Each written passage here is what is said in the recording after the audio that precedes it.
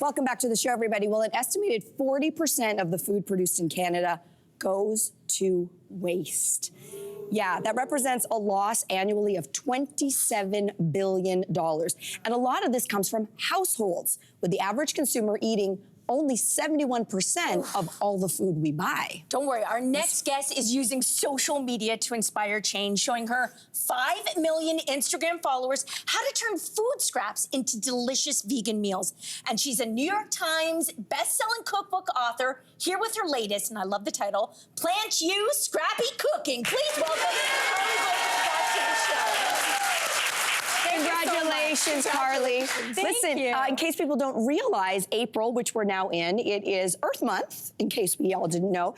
So what a perfect time for your cookbook to come out as well. And so we know that your book, it's full of zero waste, plant-based recipes. It's good for our stomachs. It's good for our wallets. So how did you break this book down to make the most of us to save money and to save food? Yeah, with skyrocketing grocery prices in Canada and knowing just how much food goes to waste in our country, I was really inspired to start this segment called Scrappy Cooking.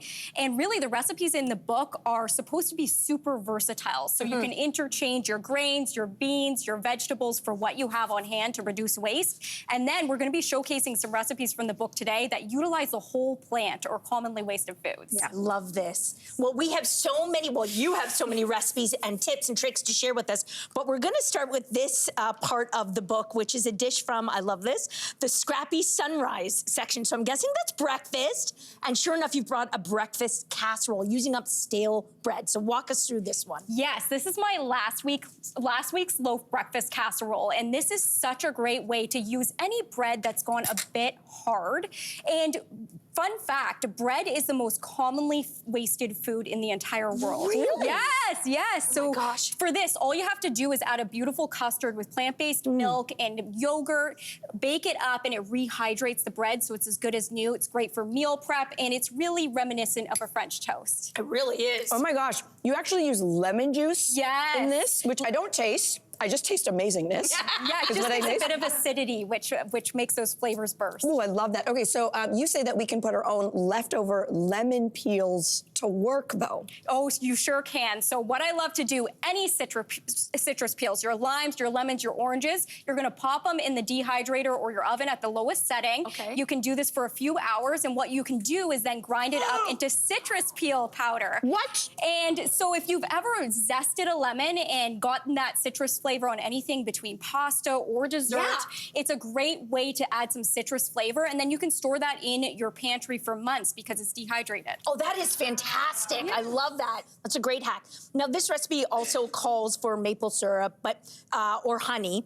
But a lot of people, I don't think they know this. Honey is not considered vegan. It's an animal product. It's an animal product, but this is blowing my mind. You make your own using apple peels? Exactly, apple scrap honey. So this is a fantastic way, if you are somebody who cooks up an apple pie, makes anything out of apples, and you've got the peels or the cores left over, you can actually cook them down into almost something reminiscent of an applesauce. I know it tastes just like honey. This is amazing. Yeah. Keep going. Then you strain it, and you have that leftover kind of an apple juice type of situation, and you make a simple syrup with it, and that's what you have left over. And because of that floral flavor from the apple, it really makes something that tastes just like honey. This is incredible. Oh my God. That's so funny, and probably cheaper to make than honey. Yeah, cheaper to make, especially if you're just using the scraps, right? Yeah, yeah. Which is what this is all about. So in terms of breakfast, you have more hacks for us involving our morning coffee. And you say we shouldn't just dump our half-empty cups of joe down the drain or dispose of coffee grinds. What do you do with them? Spent coffee grounds are like a secret sauce to beautiful flavor. So I love to add them. I have a common ground granola in my cookbook. It is so delicious. You add just a little bit of those spent coffee grounds, and it really enhances the chocolate flavor, which is delicious. But some other home hacks that you can do with spent coffee grounds, you can pop them in your fridge for a natural deodorizer, just like baking soda. And then additionally, they make a great plant fertilizer. So everything from your home to eating, don't throw out those coffee. Don't throw them out. Yeah. Okay, let's move on to maybe a lunchy item. And you have brought one of your many sustainable salads that are in the cookbook as well. And it's called strawberry farro salad. And you use the strawberry tops, the parts that we kind of chop off. How so? Yes, so strawberry tops are completely edible. They taste almost like arugula.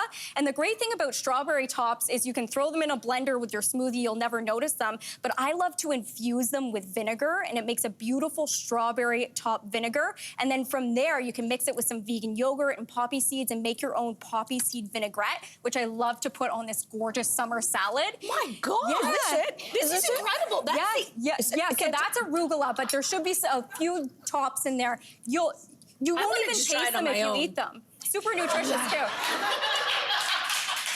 Why am I throwing these out? Delicious. Okay, that was very cool. Let's move on to another one of your no-waste dishes. And this is the noodle, it's a no-waste noodle dish. Yeah. So tell us about, which again brings back the lemon peels that we're not supposed to be throwing out. So it is a lemon peel pesto pasta. This is my favorite recipe in my book. And yes, don't throw out your lemon peels. So what you can do is just peel them with a potato peeler. You want to avoid some of that pith, which can be bitter. Combine them with cashews, some garlic, nutritional yeast, and vegetable broth, and then some pasta water, another low-waste trick to make the sauce nice and silky. And it makes the most delicious citrus-flavored pasta sauce that is absolutely my favorite dish. This is like spring in a bowl. Exactly. It's so bright and lovely. Isn't that nice? This is amazing. I'm sad to say we're gonna get to our final dish now, and it looks so fresh and delicious. And these are summer rolls made with broccoli stems. Yes. So share with us, tell us about your passion for broccoli stems. Don't throw away your broccoli stems, especially, guys, if you are paying for these by weight. No kidding. Yeah, we're throwing away half the broccoli here. So what we're gonna do, these can be used for so many things. You can just peel off the outer tough layer here. Okay. You can chop them up, throw them in a stir fry. You can blend them up for a sauce. But what I love to do most is cut them into matchsticks for summer rolls. So these are just delicious. Rice paper, we've got some bell pepper in there, cucumber, vermicelli noodles, and you dip them in a beautiful peanut sauce. They're just spectacular. Oh my God. You probably won't even notice, yeah. Oh, wow. If I had a lunchbox, I would want these in my lunchbox every single day. I'm glad to hear it. So delicious. Now making these, making these summer rolls leaves you with a lot of veggie scraps to put to use, including onion peels. Onion peels. And you do something special with your onion peels. I'm excited for this one. Absolutely. So something crazy that you can do with onion peels and garlic peels is actually dehydrate them again, grind them up in a blender or a coffee grinder, and what you'll be left with is an onion peel powder. So this can be used as a replacement for onion powder in your dishes, and it's so delicious. So you don't buy the onion powder, Yeah. you just make it. Make it out of your peels. Oh my so God. Cool.